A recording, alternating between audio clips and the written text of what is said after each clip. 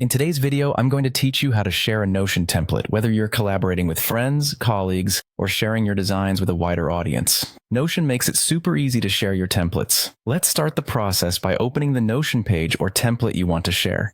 This is the starting point of our journey. If you haven't already created your template in Notion, make sure it's all set up and ready to go, as we're going to access it in the first step. Now that you have your page open, take a look at the top right corner of the Notion interface. You'll find the Share button there. Click on that to open up the sharing options. This button is key because it reveals all the ways you can control who has access to your content and how they can interact with it.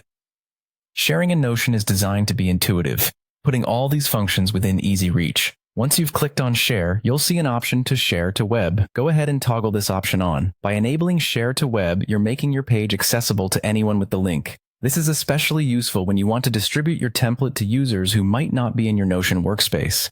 This step essentially publishes your page, allowing it to be viewed by a wider audience outside your immediate workspace. Next, right below the option we just activated, you will see Allow Duplicate as Template. Make sure to toggle this on as well. This is an important step because it lets anyone who has access to your link make a personal copy of your template. This means they can use your structure and design without altering your original document. Toggling this feature is crucial if your aim is to distribute a template that others can modify and use as their own. After you've activated those toggles, you'll see a public link appear at the bottom of the sharing settings.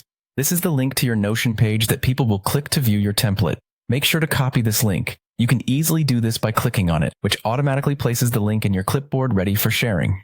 Now all that's left is to share this link with whoever you want to give access to your template, be it through email, social media, or any other platform. And there you have it. You've successfully shared your Notion template with the world. Remember, whenever you want to stop sharing, you can return to these sharing settings and adjust them accordingly. With these simple steps, you're on your way to sharing your creativity and productivity tools with others.